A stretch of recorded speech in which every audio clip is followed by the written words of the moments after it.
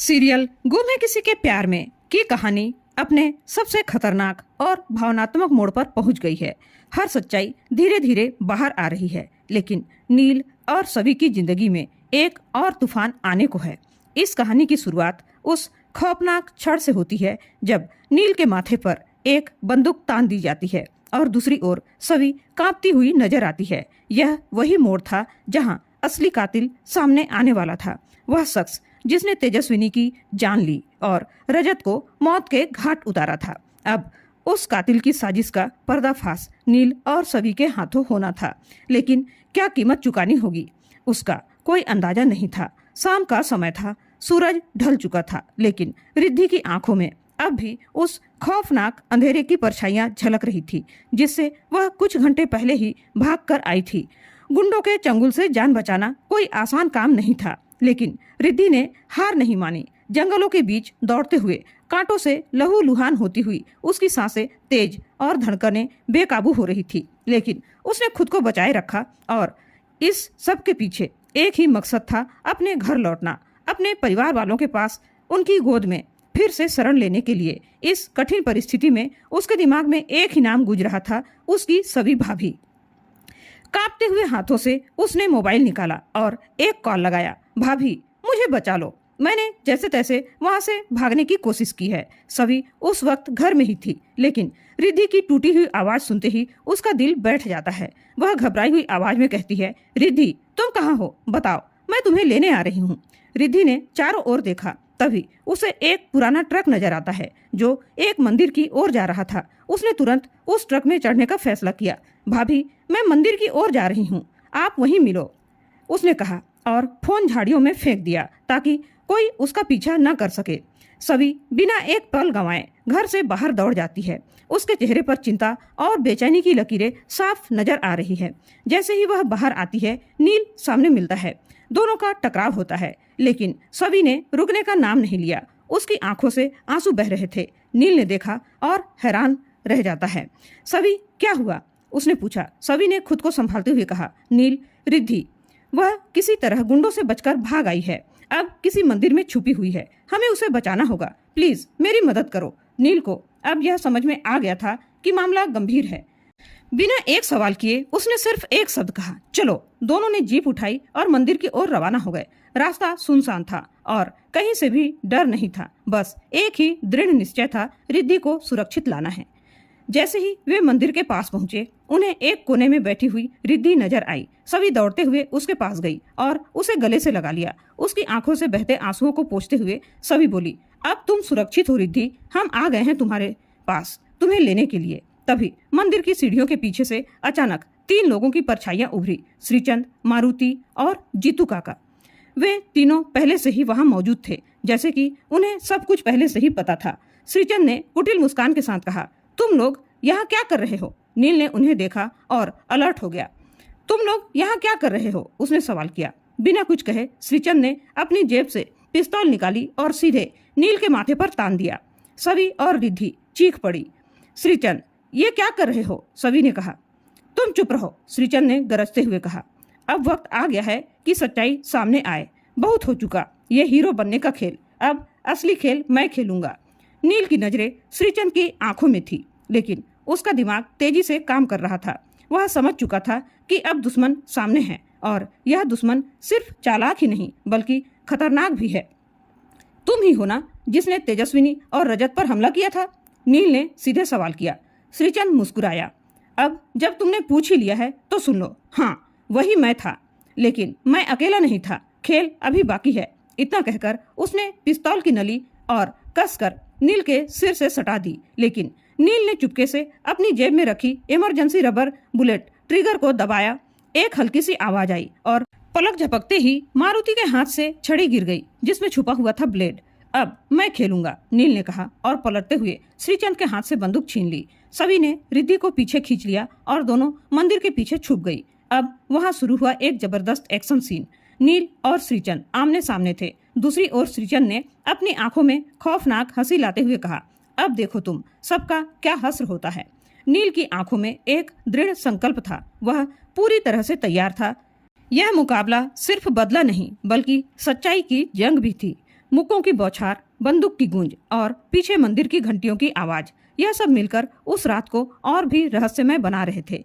जैसे ही नील और श्रीचंद की भिड़ंत हुई, उसकी ताकत और गुस्से ने हर किसी को हिला दिया। आखिरकार नील ने श्रीचंद को जमीन पर गिरा दिया। नील के दिल में गुस्से और बदले की भावना थी, जबकि श्रीचंद की आंखों में हार की मायूसी।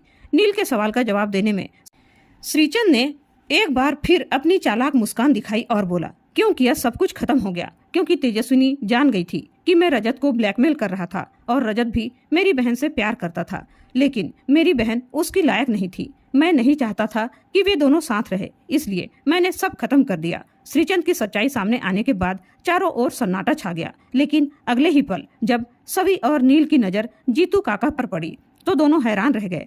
उनके सामने जो दृश्य था वह न सिर्फ चौंकाने वाला था, बल्कि दिल को छेड़ने वाला था। रिद्धि के चेहरे पर डर और संदेह की लकीर और गहरी हो गई, जैसे उसे यकीन ही नहीं हो रहा था कि वह व्यक्ति जिसने उसने हमेशा परिवार का हिस्सा समझा था, वही उनके खिलाफ साजिश कर रहा था। नील ने अपनी आंखें मली, जैसे किसी भ्रम को दूर करने की कोशिश कर रहा हो। आप इन लोगों के साथ मिल चुके हैं? नील की आवाज में अविश्वास था। सभी के होंठ कांप रहे थे। वह अब जीतू काका को एक भला इंसान समझती आई थी, जो परिवार का हिस्सा थे और जिसने नील को बचपन से पाला था। लेकिन आज उसकी आंखों के सामने जो सच्चाई थी वह दिल को चीर देने वाली थी। कभी सोचा भी नहीं था। उसकी आवाज टूटी हुई थी, मेरे अपने, मेरे ही रजत को मारने वाले? क्या आप नहीं सोच सकते थे कि हम जिन पर भरोसा करते हैं वही हमारे साथ ऐसा करेंगे? नहीं, यह संभव नहीं था। नील का चेहरा गुस्से और दर्द से तमतमाया हुआ था। वह एक कदम आगे बढ़ते हुए इशारा करते हुए बोला, आपने रजत को मारा? आपने हमारी पूरी दुनिया को तोड़ डाला, एक एक चीज हमसे छीन ली। अब क्या मिला आपको? नील ने गुस्से से पूछा। जीतू काका ने अपनी आंखें झुका ली, जैसे वह अपने किए पर पछता रहे हों, लेकिन नील की आवाज में जो गुस्सा था वह अब किसी भी पछतावे से ज्यादा शक्तिशाली था। अब पछताने से क्या होता है? आपने हमारे परिवार को तोड़ दिया, हमारी दुनिया को उधेड़ दिया, नील ने कड़क आवाज में कहा। जीतू काका ने धीमे स्वर में कहा, मैं मजबूर था नील, मुझे नहीं पता था कि ये सब इतनी दूर तक जाएगा। मैं बस श्रीचंद की मदद कर रहा था। कुछ कागजों के बदले मुझे पैसे की जरूरत थी, बस पैसों की जरूरत थी। सभी चीख पड़ी। क्या तुम्हारे अंदर जरा भी इंसानियत नहीं बची थी? जीतू काका, उसकी आवाज टूटकर गिर पड़ी, जैसे वह किसी नासमझ व्यक्ति से पूछ रही हो कि क्या वह कभी इंसान था। जीतू काका सिर झुकाए खड़े थे। कोई जवाब नहीं था उनके पास, बस वही पुरानी मजबूरी। उसी समय पुलिस की गाड़ी मंदिर के बाहर आकर रुकी। सायरन की आवाज गूंजने लगी और इंस्पेक्टर तिवारी अपनी टीम के साथ अंदर आए। स्थिति को संभालते हुए उन्होंने श्रीचंद, मारुति और जीतू काका को गिरफ्तार कर लिया, लेकिन जीतू काका की हालत देखकर वह भी हैरान रह गए। इंस्पेक्टर तिवारी ने कहा, तुम जैसे बुजुर्ग से यह उम्मीद नहीं थी। तुमने तो इस उम्र में भी मासूमियत का मुखौटा पहन रखा था। पुलिस उन्हें ले जा रही थी, लेकिन जीतू काका ने एक आखिरी बार नील की ओर देखा। उनकी आंखों में पछतावे का चादर था, लेकिन अब कुछ बदलने वाला नहीं था। वे नजरें नील के दिल को चीर गई, लेकिन नील ने अपना चेहरा मोड़ लिया। अब माफ करने का कोई मतलब ही नहीं था। वो जितना चाहे पछताए, अब कोई फर्क नहीं पड़ने वाला था। बाहर चांदनी रात थी, लेकिन सभी और नील का मन गहरे अंधेरे में डूबा हुआ था। उन्हें लगता था कि जो हो चुका है वो कभी ठीक नहीं हो सकता। तभी रिद्धि धीरे धीरे सभी के पास आई और उसका हाथ थाम लिया। भाभी, क्या सब खत्म हो गया? रिद्धि ने धीरे से पूछा। सभी ने उसकी आंखों में देखा और हल्की सी मुस्कुराई। नहीं रिद्धि, सब कुछ शुरू हुआ है। सच का उजाला अब आ रहा है। हमने सच्चाई को सामने लाकर अपनी लड़ाई जीत ली है। नील ने सिर उठाया और आसमान की ओर देखा, जहां तारे झिलमिला रहे थे। उसे लगा जैसे तेजस्विनी और रजत की आत्माएं उस रात सुकून से मुस्कुरा रही थी। उनका संघर्ष अब खत्म हो चुका था और उनकी आत्मा को शांति मिल चुकी थी।